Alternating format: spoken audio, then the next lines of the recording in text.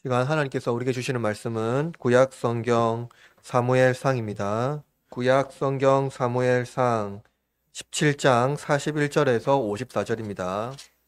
다 찾으신 줄 알고 제가 하나님 말씀을 받들어 읽도록 하겠습니다. 이것은 살아계신 하나님의 말씀입니다. 블레셋 사람이 방패든 사람을 앞세우고 다윗에게로 점점 가까이 나아가니라. 그 블레셋 사람이 둘러보다가 다윗을 보고 업신여기니 이는 그가 젊고 붉고 용모가 아름다움이라. 블레셋 사람이 다윗에게 이르되 내가 나를 개로 여기고 막대기를 가지고 내게 나왔느냐 하고 그들의 신들의 이름으로 다윗을 저주하고 그 블레셋 사람이 또 다윗에게 이르되 내게로 오라 내가 내 살을 공중의 새들과 들짐승에게 주리라 하는지라. 다윗이 블레셋 사람에게 이르되 너는 칼과 창과 단창으로 내게 나아오거니와 나는 만군의 여호와의 이름 곧 내가 모욕하는 이스라엘 군대의 하나님의 이름으로 내게 나아가노라. 오늘 여호와께서 너를 내 손에 넘기시리니 내가 너를 쳐서 내 목을 베고 블레셋 군대의 시체를 오늘 공중의 새와 땅의 들짐승에게 주어 온 땅으로 이스라엘의 하나님이 계신 줄을 알게 하겠고 또 여호와의 구원하심이 칼과 창에 있지 아니함을 이 무리에게 알게 하리라. 전쟁은 여호와께 속한 것인즉 그가 너희를 우리 손에 넘기시리라. 블레셋 사람이 일어나 다윗에게로 마주 가까이 올 때에 다윗이 블레셋 사람을 향하여 빨리 달리며 손에 주머니에 넣어 돌을 가지고 물매로 던져 블레셋 사람의 이마를 치매 돌이 그의 이마에 박히니 땅에 엎드려지니라. 다윗이 이같이 물매와 돌로 블레셋 사람을 이기고 그를 쳐 죽였으나 자기 손에는 칼이 없었더라. 다윗이 달려가서 블레셋 사람을 밟고 그의 칼을 그의 칼집에서 빼내어 그 칼로 그를 죽이고 그의 머리를 베니 블레셋 사람들이 자기 용사의 죽음을 보고 도망하는지라. 이스라엘과 유대 사람들이 일어나서 소리를 지르며 블레셋 사람들을 쫓아 가이와 에글론 성문까지 이르렀고 블레셋 사람들의 부상자들은 사라임 가는 길에 붙어 가드와 에그론까지 엎드려졌더라. 이스라엘 자손이 블레셋 사람들을 쫓다가 돌아와서 그들의 진영을 노략하였고 다윗은 그 블레셋 사람의 머리를 예루살렘으로 가져가고 갑주는 자기 장막에 두니라. 아멘. 다윗과 골리앗에 관한 이야기는 성경에서 매우 인기 있는 본문입니다. 특별히 다윗과 같이 어린아이가 크고 장대한 골리앗을 쓰러뜨리는 이야기는 정의로운 영웅을 상징적으로 보여주기도 합니다. 그러나 본문은 단순히 정의로운 영웅을 우리에게 소개하는 정도의 내용은 아닙니다. 이 본문은 하나님께서 자기 백성과 맺으신 언약을 어떻게 이루시며 또 장차 오실 구원자의 모형을 상징적으로 보여줍니다. 이는 세상 나라에 하나님 나라가 뚫고 들어오는 방식을 보여줍니다. 이로써 본문은 다윗과 골리앗의 대결을 하나님 나라와 세상 나라의 대결로 상징적인 형태를 구현합니다. 따라서 본문의 핵심은 누가 이스라엘을 구원하느냐입니다. 답은 다윗이 아니라 여호와입니다. 즉 다윗의 물맷돌이 아니라 여호와의 말씀입니다. 이스라엘과 블레셋 군대는 인간적인 방법으로 개인이나 나라의 안전을 지킬 수 있다고 생각했습니다. 그러나 다윗은 이들과 달랐습니다. 구원은 인간의 능력이 아니라 오직 여호와의 말씀에 있다는 것입니다. 오늘 골리앗과 다윗을 통해서 하나님 나라의 관점으로 본문을 볼 것입니다. 또한 본문은 신비적인 기적의 행위로서 다윗이 아니라 정당한 방식으로 승리한 하나님의 용사로서의 다윗을 살펴볼 겁니다. 본문은 역사를 주관하시는 하나님에 대한 핵심을 중심으로 하나님께서 어떠한 방식으로 세상 나라에서 그의 백성을 구원하시는지 이 구원 역사의 중심을 우리에게 보여줍니다.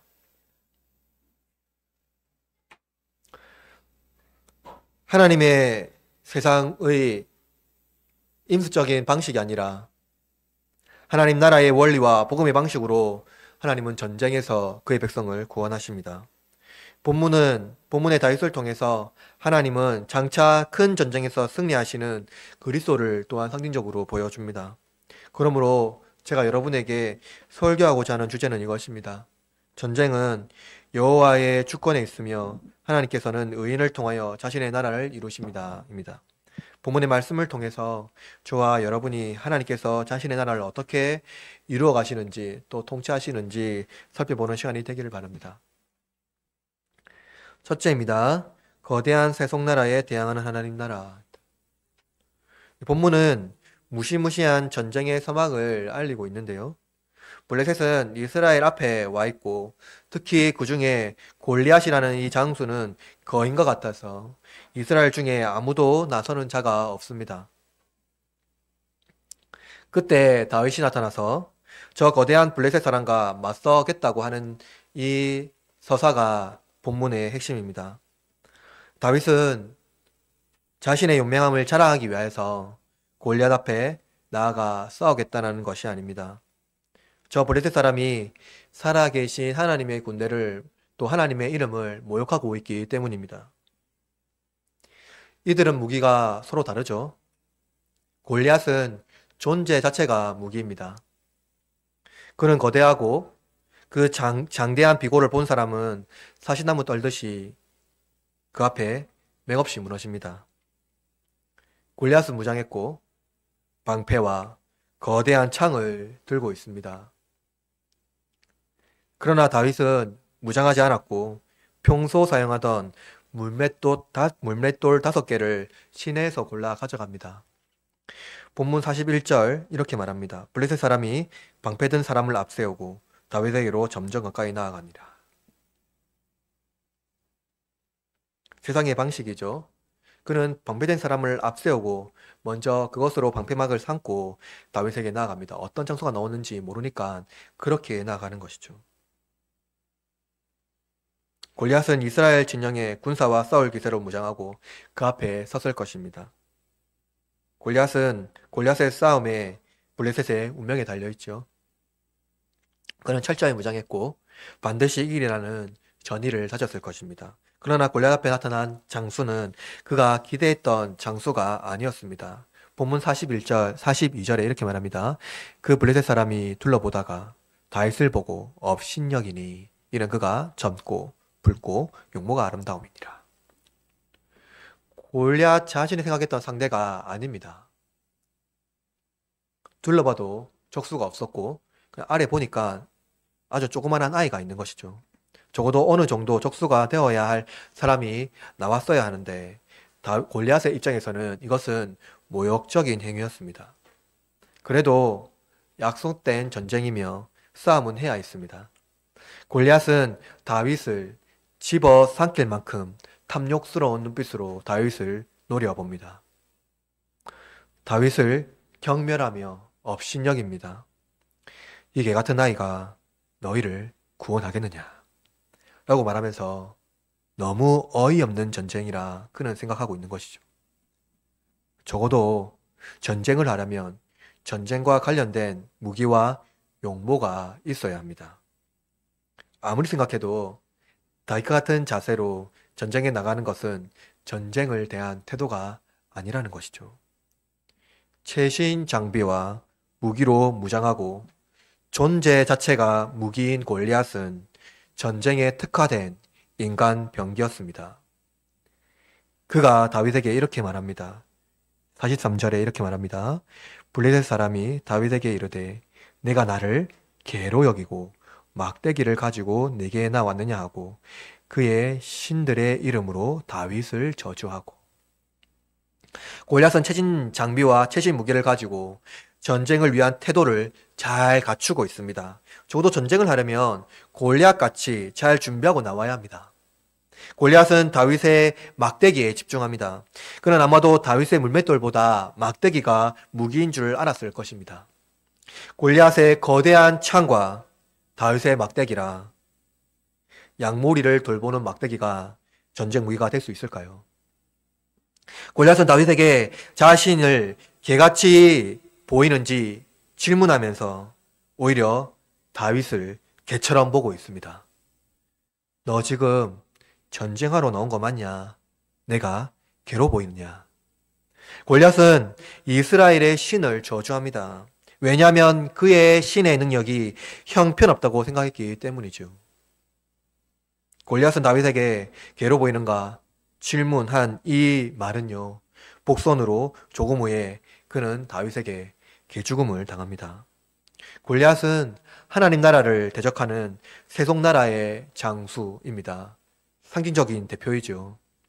그는 최신 무기를 가지고 있습니다. 존재 자체가 무시무시한 성벽과 같습니다. 누구도 그를 함부로 대적할 수 없으며 그 앞에 서면 무기력한 존재가 됩니다. 이러한 성벽 앞에 선 나약한 존재는 한 번도 싸우지 못하고 그것에 동화됩니다. 그것이 가장 합리적이고 살아남을 수 있는 비결이라고 생각하기 때문입니다. 거대한 세속나라에 대항하기보다는 그들의 삶의 방식과 태도를 따르는 것이 훨씬 좋아 보입니다. 진퇴양난의 길에서 이스라엘은 그들에게 있으나 우리에게 없는 것을 불평합니다. 지금 이스라엘이 처한 상황이 그렇습니다. 이스라엘은 골리앗을 보유한 블레셋이 부럽습니다. 우리에게는 왜 저 골리앗 같은 존재가 없는가? 이렇게 우리는 무기력하게 죽고 말 것인가? 대적하기보다는 이제 순응하고 그들 앞에 굴복하고 동화되자라고 말하고 그 방식을 찾는 게 합리적이라고 생각할 것입니다. 그러나 여러분, 그러한 와중에 딱 한 사람, 다윗은 달랐습니다. 그는 수많은 이스라엘 무리 가운데 홀로 거대한 블레셋에 대항합니다. 작은 몸으로 골리앗을 대항합니다. 이를 보고 속담에 이렇게 말하죠. 계란으로 바위치기. 다윗은 일반적으로 세상이 정하는 방식을 따르지 않습니다. 그는 어려서부터 초원에서 하프를 치며 양을 돌보며 하나님과 동행했던 그 방식으로 골리앗 앞에 나아갔습니다. 그는 군사가 아니라 목동입니다. 여전히 목동의 복장으로 골리앗 앞에 섰습니다. 그러나 그 다윗, 그가 보유한 것은 무엇입니까? 이스라엘은 골리앗을 기대했고 골리앗 같은 인간병기를 부러워했습니다. 우리에게도 최신 무기가 필요해. 첨단 무기가 있어야 전쟁에서 승리할 수 있다고. 그들은 이렇게 외치고 불평합니다. 그러나 다윗에게는 그들이 부러워할 만한 그러한 것들이 필요가 없었습니다. 그에게는 하나님의 말씀이 있었기 때문입니다. 세속나라에 대항하기 위하여서 하나님 말씀을 의지하는 것 아주 순진한 태도로 보입니다. 우리가 살아가는 세상은 실속 있는 삶을 위한 여러 가지 준비가 필요하다고 생각합니다. 돈, 권력, 명성, 외모 등 세상에서 유명한 자가 되어 권세를 누릴 만한 실력을 갖추고 사람들을 이끌 수 있는 리더십을 겸비해야 된다고 생각합니다. 참된 기독교 지도력은 이러한 실력에서 발현된다고 오늘날 생각하고 있고 그렇게 다들 생각합니다. 그러나 참된 실력과 능력은 그러한 보이는 것에서 비롯되는 것이 아니라 보이지 않는 하나님의 말씀입니다. 거대한 세속나라에 대항하는 하나님 나라는 무엇을 기대해야 합니까? 그것은 세상에 여러 가지 좋은 것을 추구하는 것, 또 그러한 것을 보러 하는 것이 아니라 말씀을 추구하는 것입니다. 좋아 보이는 거대한 세속나라는 말씀보다 귀하게 여기지 않는 것, 즉 골리앗을 부러워하고 그것이 없는 것을 불평하는 것이 아니라 오히려 그것을 귀하게 여기지 않는 태도가 하나님 나라에 합당한 삶의 방식이라는 것이죠.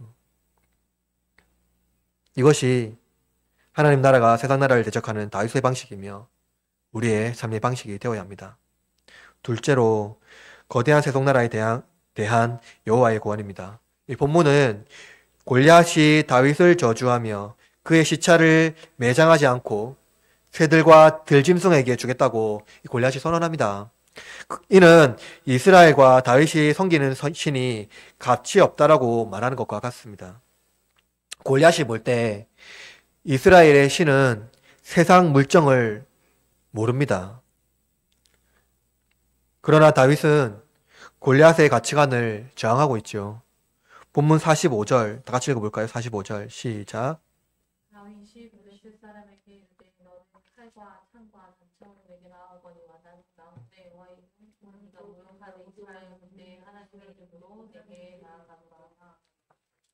다윗의 고백은 순전한 어린아이의 고백일까요? 그가 너무나도 순진하고 세상 물정을 모르기 때문에 그렇게 말하고 나갔을까요? 다윗은 세상 방식을 너무도 잘 알고 있죠. 칼과 창과 단창으로 무장하는 것이 유익해 보일 수 있습니다. 그럼 그것이 세상이 추구하고 있는 전쟁의 방식이죠. 전쟁에 나가려면 칼과 창과 단창으로 무장하고 여러 가지 무기로 무장해야 됩니다. 그것도 최첨단 무기로 무장해야 됩니다. 그러나 다윗이 볼 때에는 하나님의 나라의 전쟁은 이와 같지 않았습니다. 골리앗은 자신이 보유하고 있는 신체적 우월성과 최신 무기를 소유하고 있기 때문에 그 자체가 자신의 승리를 보장한다고 생각했습니다. 그러나 다윗만은 골리앗과 달리 하나님 말씀을 신뢰합니다. 모든 사람이 이스라엘뿐만 아니라 블레셋뿐만 아니라 모든 사람이 골리앗의 방식을 따라갈 때에 다윗 홀로 하나님 말씀을 신뢰하고 있는 것이죠. 즉 다윗의 승리를 보장하는 것은 다윗 자체도 아니고 그가 가지고 있는 어떤 무기도 아니고 오직 하나님의 말씀입니다. 하나님 말씀으로 시작하고 말씀으로 성취하시죠. 하나님은 자기 명예를 누구에게도 빼앗기지 않습니다. 그리고 훼손하지도 않으시죠. 그러나 하나님은 인간의 행동과 공로에 의존하지도 않으시지만 다윗의 고백을 귀하게 여기십니다. 이방 민족이 하나님을 가시거리라고 여기고 멸시할 때 하나님은 다윗과 같은 의인을 통하여 여호와의 살아계심을 선포합니다. 46절 말씀 읽어볼까요? 46절 시작. 오늘 여호와께서 블레셋 군대의 시체를 오늘 공중의 새와 땅의 들짐승에게 주어 온 땅으로 이스라엘 하나님이 계신 줄. 여러분 보십시오. 다윗은 여러 이스라엘 군사와 달랐습니다. 이스라엘 군사는 골리앗 앞에 무기력하게 서 있습니다. 그러나 다윗은 혹시나 내가 실수하면 어쩌지? 이런 생각을 하지 않고 오히려 기세당당하게 골리앗 앞에 서 있습니다. 그는 숨지 않았죠. 다윗은 여호와께서 너를 내게 넘겨주겠다고 선포합니다. 이는 가나안 정탐꾼 중에 여호수아와 갈렙을 기억나게 합니다. 이스라엘 군대와 10명의 정탐꾼의 공통점은 무엇입니까? 하나님 말씀보다 세속 권력, 그리고 세상에 더 좋은 것이 가치 있다고 여기는 태도입니다. 외모를 중시한 것이죠. 인간적인 가치적인 눈으로 볼 때 그들에게도 상대가 되지 않는다라는 것이죠. 그러나 그들은 매우 중대한 핵심을 잃어버렸습니다. 거기에는 구원이 없다라는 것입니다. 반면에 여호수아와 갈렙 그리고 다윗은 하나님의 성품을 잘 알고 있습니다. 하나님은 거짓이 없으시고 신실하십니다. 그분은 말씀하신 것을 반드시 이루시는 전지전능하신 창조주이시며 구원자 하나님이십니다. 그들은 보이지 않는 하나님의 말씀을 신뢰합니다. 다들 보이는 외모를 신뢰할 때에 오직 다윗과 하나님 말씀에 붙들린 그들만은 보이지 않는 하나님 말씀을 신뢰하는 것이죠. 여러분, 믿음은 보이지 않는 것이라 했습니다. 그러나 사람들은 보이는 것을 더 신뢰합니다. 그것을 붙들고 놓지 않으려 하는 것이죠. 여기서 참된 믿음과 거짓 믿음의 차이가 두드러지게 나타납니다. 다윗은 골리앗이 자신에게 한 말을 반복하여 골리앗에게 돌려줍니다. 시체가 공중의 새와 들짐승의 먹이게 되겠다는 것은 다 골리앗이 말했지만 그것은 다윗이 아니라 골리앗입니다. 이 행위에 있어서 다윗이 고백하는 것은 바로 모든 세상에서 이스라엘의 하나님이 계신 줄을 알게 하신다. 하나님이 살아계신다. 하는 것을 말하는 것이죠. 이스라엘뿐만 아니라 모든 열방 가운데에 여호와 하나님은 살아계시는 하나님이시다라는 것을 선포하신 것입니다. 하나님의 방식은 인간의 이성으로 볼 때 매우 어리석은 비상식적인 방식이죠. 그러나 이것이 하나님의 지혜입니다. 그러므로 하나님의 말씀의 권세가 있지 어떤 물질의 권세가 있는 것은 아닙니다. 하나님께서 아담에게 선과 악을 알게 하는 나무의 과실을 먹지 말라고 하셨습니다. 선악과를 먹지 말라고 하셨죠. 그런데 아담이 바로 그 선악과를 먹었습니다. 그런데 그 선악과에 하나님의 저주가 임재하고 있는 것인가요? 선악과에 어떤 저주하는 독이 있는 것입니까? 그 선악과에 무엇인가, 그 물질에 무엇인가 어떠한 신비한 능력이 있어서 아담이 선악을 알게 되었는가요? 아닙니다. 이스라엘이 광야에서 불뱀에 물렸을 때에 모세가 놋뱀을 만들어 그 놋에 뱀을 보는 자는 살 수 있다라고 말했을 때 그 놋뱀에게 어떠한 신비한 능력이 있어서 그들이 치유되었을까요? 그것도 아닙니다. 무엇입니까? 하나님이 말씀하셨기 때문에 그 말씀이 성취되는 것이죠. 여러분, 우리는 때때로 물질에 어떠한 능력이 있다고 믿는데 물질에는 아무런 능력이 없습니다. 그러므로 여러분, 우리는 물질의 노예가 되어서는 안 되죠. 물질의 노예가 되지 마십시오. 오늘 본문 47절 말씀 읽어볼까요? 47절 시작. 여호와의 구원하심이 칼과 창에 있지 아니함을 이 무리에게 알게 하리라. 이건 여호와께 속한 것인즉 그가 너희를 우리 손에게 넘기시니. 여러분 보십시오. 세상 나라는 구원이 칼과 창에 있다고 말하지만 하나님 나라는 구원이 칼과 창에 있다고 있지 않다고 말합니다. 다윗은 모든 민족에게 이 사실을 선포하고 있죠. 칼과 창 앞에 무기력하게 굴복하고 있는 이스라엘과 자신의 칼과 창을 믿고 그것을 신으로 섬기는 블레셋 앞에 철저하게 여호와의 구원은 칼과 창에 있지 않다고 다윗은 선언하고 있는 것입니다. 물질에 있지 않다고 말하고 있는 것이죠. 세상 나라와 하나님 나라는 서로 생각하는 방식이 다릅니다. 다윗은 모든 영역에서 그리고 모든 삶의 방식에서 있어서 하나님이 주권에 있다는 것을 온전히 선포합니다. 따라서 참된 믿음이란 무엇입니까? 하나님 말씀이 권세가 있다는 것을 믿는 믿음입니다. 그 하나님의 섭리를 신뢰하는 것이죠. 하나님 말씀에 권세가 있기 때문에 그 말씀에 순종하는 사람이 구원을 얻습니다.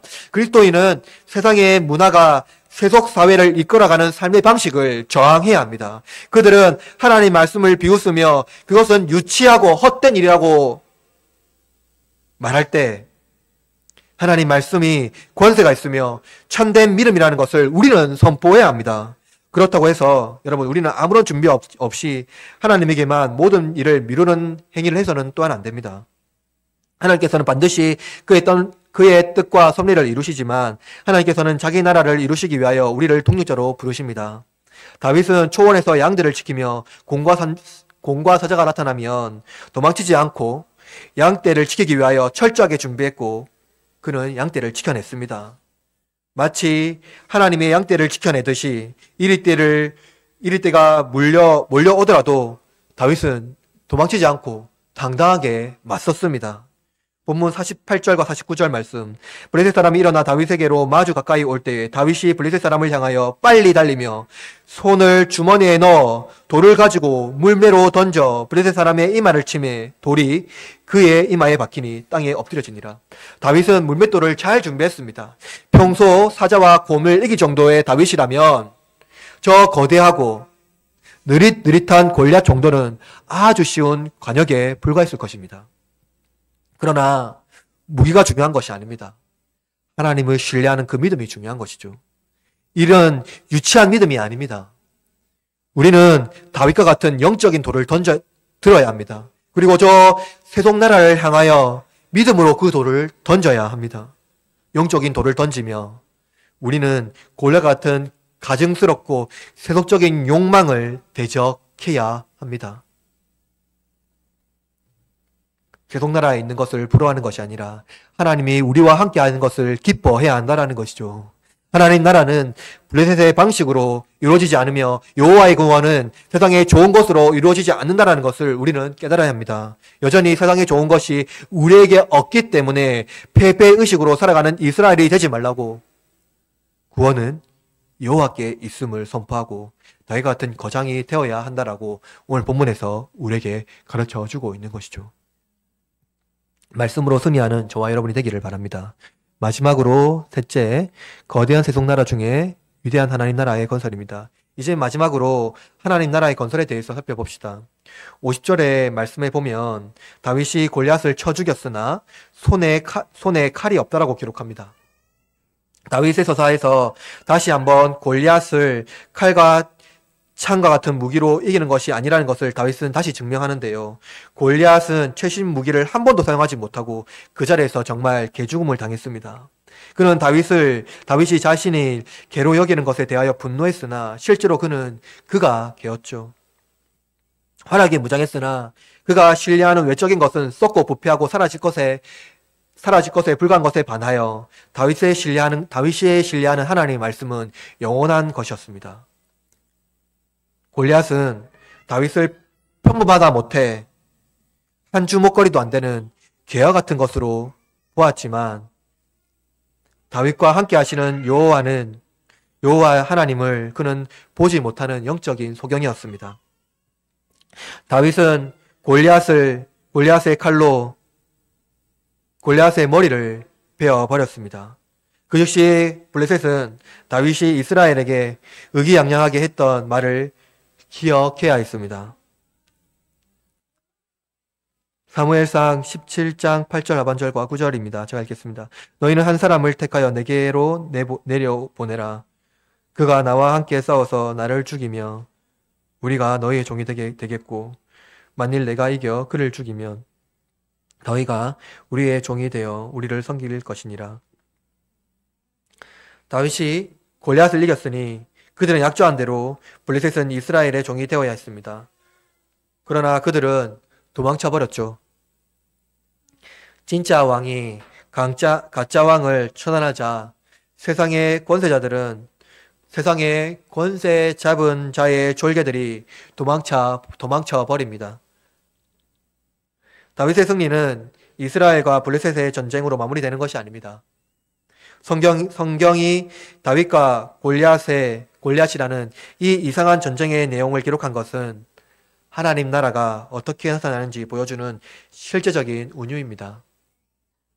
너무나도 이상한 전쟁에서 하나님은 그것을 아주 명확한 전쟁의 승리로 이끌어 가시는 것을 하나님께서 어떻게 실제 자기 나라를 어떻게 이겨나가는지를 보여주는 실제 운유라는 것이죠. 다윗은 골리앗을 이겼습니다. 골리앗의 졸기들은 도망쳐 버렸죠. 다윗은 골리앗의 머리를 파괴합니다. 이 전쟁은 다윗이 골리앗을 이긴 이후 약 1000년의 시간 뒤에 이루어질 엄청난 전쟁의 선막을 보여줍니다. 바로 예수 그리스도께서 세상의 권세를 이기시고 승리하는 바로 그 전쟁을 보여주는 것이죠. 하나님은 다윗을 통해서 골리앗을 무찔렀습니다. 하나님은 그의 아들 독생자 예수 그리스도를 통하여 공중 권세에 잡은 사탄을 무찌르셨습니다. 우리는 본문의 전쟁의 이야기를 통하여 하나님께서 어떻게 세속 권력 앞에서 승리하는지 다시 한 번 더 보여주고 우리는 또한 그것을 기억해야 합니다. 세상 나라는 눈에 보이는 먹음직하고 탐스러운 것으로 우리를 유혹합니다. 칼과 창과 단창이 없으면 전쟁에서 승리하지 못하는 공식은 매우 합리적이라고 우리를 설득합니다. 이것은 누구나 다 알고 있는 공식이지요. 이것을 모르면 세상 물정 모르는 어리석은 자들입니다. 그러나 하나님께서는 이러한 공식으로 자기 나라를, 하나님의 나라를 세우기를 원하지 않으십니다. 여러분, 만약 다윗과 이스라엘이 누구나 잘 알고 있는 이 공식인 칼과 창으로 전쟁에서 만약 승리하여 이겼다 하더라도 하나님께서 본문에서 말하고 있는 이스라엘에게 주신 이 승리보다 완벽하게 승리할 수 있었을까요? 칼과 창의 전쟁은 엄청난 손실을 줍니다. 그러나 본문에 보십시오. 이스라엘 백성은 단 한 명도, 어떤 누구도 회를 당하지 않았습니다. 여호와의 전쟁은 완벽하지요. 하나님은 자기 백성이 어떤 해를 당하지 않도록 보호하십니다. 비록 불완전한 세상에 살고 있을지라도 하나님은 하나님의 막대기로 자기의 자녀를 안위하십니다. 다음으로 하나님께서는 블레셋 사람을 완전히 멸하십니다. 왜 그들을 멸하실까요? 사물을 믿으며 그것이 하나님 말씀보다 귀하게 여기는 것들을 하나님은 심판하시기 때문입니다. 나아가 그것이 가치 있다고 여기는 모든 것들을 파괴해 버리십니다. 이스라엘에게도 혹시나 이방의 전리품을 가져서는 안 된다라고 말합니다. 왜냐하면 그것을 더 귀하게 여기기 때문이죠. 이것이 우리에게 영적인 가르침을 제공합니다. 세상에 좋은 것이 더욱 가치 있다고 여겨지는 세대들에게 더 좋은 것이 무엇인지 명확하게 다윗의 서사를 통하여 우리에게 알려주고 있는 것이죠. 우리는 두 왕국이 존재하는 이 현실 세계에 살고 있습니다. 두 왕국, 이 왕국은 서로 세계관이 너무나 다르고 삶의 방식이 너무 다릅니다. 공존할 수 없고 협력 자체가 불가능한 나라입니다. 세상에 좋은 것이 유익하다라고 말하죠. 그것은 때때로 인간의 삶을 풍요롭게 하며 유익하게 만듭니다. 그러나 그것이 말씀보다 더 가치 있게 여기는 정신은 영혼을 병들게 합니다. 만약 그것이 교회라도 말이죠. 세상은 여전히 칼과 창을 만들어 그것으로 무장합니다. 이것이 그들에게 매우 중요하기 때문입니다. 칼과 창은 사람에게 상처를 주고 심지어 죽게 합니다. 거대한 세속나라는 이러한 방식으로 성장합니다. 살아남기 위해서 더 좋고 더 잘 되는 칼을 만들고 창을 만들어 이웃을 죽이고 살아남아야 합니다. 자기의 권세를 유지해야 합니다. 그러나 하나님 나라는 그것을 버리고 칼과 창을 버리고 성령의 검인 말씀을 가지라고 말합니다. 그것이 하나님 나라의 원리죠. 다윗이 골리앗을 물리쳤을 때 다윗은 하나님의 이름으로 강력한 힘으로 무장한 세상의 돌을 무장하고 세상의 돌을 던집니다. 만군의 여호와의 이름으로 나아가는 자, 바로 그가 하나님 나라를 세워 나가는 위대한 일꾼이라는 것이죠. 이들은 세상 나라의 화려함으로 무장한 자들이 아닙니다. 오직 겸손한 말씀으로 무장하고 하나님의 권세에 순종하는 자들이죠. 저 화려하고 웅장한 골리앗같이 세상의 성벽 앞에 말씀으로 무장한 작은 다윗이 승리하는 비결입니다. 우리는 무엇으로 골리앗과 같은 웅장한 세상의 벽 앞에 서 있습니까? 저들과 같은 방식으로 대면하고 있는가요? 아니면 말씀으로 무장하고 있습니까? 세상의 화려함에 덧입어 말씀이 더욱 빛나고 있는 삶을 살고 있는가요? 여러분, 우리는 말씀을 신뢰하고 있습니까? 세상은 여전히 그러한 믿음으로 사는 자들을 유치하다라고 말합니다. 어리석다라고 말합니다. 그러나 여러분, 세상에 권세가 있는 것이 아니라 세상을 말씀으로 창조하신 그 말씀의 권세가 있다는 것 여러분 잊지 마시기를 바랍니다. 하나님은 말씀으로 세상을 창조하셨을 뿐만 아니라 하나님 말씀하신 것을 반드시 이루시는 하나님이시기 때문입니다. 천주주의자 구원자이신 하나님의 말씀은 반드시 성취될 것을 우리는 믿음으로 고백해야 합니다. 말씀을 마무리하겠습니다. 사랑하는 흐르는 장로교회 형제 자매 여러분, 우리는 본문의 말씀을 통해서 하나님의 나라가 어떻게 세워져 나가는지 살펴보았습니다. 우리는 인지감각에 있기 때문에 세상의 방식에서 벗어날 수가 없습니다. 우리는 연약하기 때문에 세상의 좋은 것을 누리며 또 그것을 가지고 살아가야 합니다. 그러나 여러분, 우리는 물질에 어떠한 신비한 능력이 있다고 그것을 의지하거나 그것을 신뢰하는 삶을 포기해야 합니다. 그것은 오히려 우리의 욕망을 자극하고 우리의 영혼을 병들게 하기 때문이죠. 말씀만이 우리의 병든 영혼을 회복하고 하나님 말씀을 신뢰하며 영생으로 인도한다는 것 우리는 잊지 않아야 합니다. 세상에서 살고 있는 현존하는 삶의 방식으로 이 세상을 살아가는 방식으로 살아가는 것이 아니라 우리를 말씀으로 무장하고 말씀 앞에 굴복되어 하나님 앞에 나아가는 삶의 방식으로 나아가야 한다는 것이죠. 다윗은 기존의 방식으로 골리앗을 이기기를 원하지 않았습니다. 만약 그가 골리앗과 같은 방식으로 전쟁에 나갔다면 그는 한순간에 제가 되었을 것입니다.